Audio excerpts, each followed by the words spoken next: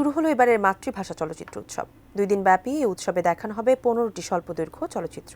আরও জানাচ্ছেন সাদিয়া ন্যান্সি। ধানমন্ডির ভিনটেজ কনভেনশন হলে মাতৃভাষায় চলচ্চিত্র উৎসবের আয়োজন করেছে জহির রায়হান ফিল্ম ইনস্টিটিউট, যেখানে বাংলা সহ চাকমা, মারমা, বম, গারো, সাঁওতাল, খেয়াং ভাষায় নির্মিত 15টি স্বল্পদৈর্ঘ্য সিনেমা দেখানো হবে। Vision hot and cool AC 4-way solenoid valve টেকনোলজিতে হিটিং ও কুলিং দুই মোডেই কাজ করে সমানভাবে। Vision hot and cool AC. উৎসবের প্রথম দিনে দেখানো হয় খেয়াং ভাষায় নির্মিত চলচ্চিত্র খেতসু, বম ভাষায় মুনখাত দুধহেন সহ মোট 6টি সিনেমা।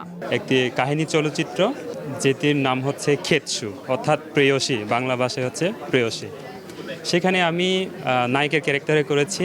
খিয়াং ভাষায় প্রথম চলচ্চিত্র এখানে উৎসবে প্রদর্শিত হবে। সবার প্রথমে শিল্পকে প্রাধান্য দিতে হবে, তার থেকেও বেশি প্রাধান্য দিতে হবে মানুষকে। 2 দিন ব্যাপী মাতৃভাষার চলচ্চিত্র উৎসব উদ্বোধন করে পার্বত্য চট্টগ্রাম বিষয়ক উপদেষ্টা সুপ্রদীপ চাকমা ক্ষুদ্র নৃগোষ্ঠীর স্বতন্ত্র ভাষা ও সংস্কৃতির কথা তুলে ধরেন। সব জায়গাতে কিছু না কিছু সৌন্দর্য আছে। ইন্ডিয়ায় যান, বিভিন্ন জাতি গোষ্ঠী এবং রঙের মানুষ দেখা যায়।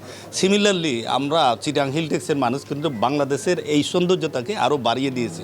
সুতরাং এটা আপনারা দেখুন কীভাবে ধরে রাখবেন। তৃতীয়বারের মতো এ আসরে বাংলা ভাষায় নির্মিত চলচ্চিত্রগুলোর মধ্যে স্থান পেয়েছে রক্তকরবীর খোঁজে নন্দিনী, শাওলি মজুমদার পরিচালিত চলচ্চিত্র ঘরে ফেরা, মৃত্তিকা রাশেদের কালার্স অফ হোপ সহ বেশ কয়েকটি সিনেমা।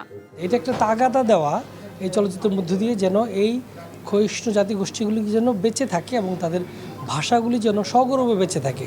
বিকেল 3টা থেকে উৎসব শুরু হয়ে 24 ফেব্রুয়ারি রাত 9টায় শেষ হবে এবারের আয়োজন, যা সবার জন্য উন্মুক্ত। আসো আমরা পরস্পরকে শান্ত করি। Sadia Nancy, ATN news, Dhaka.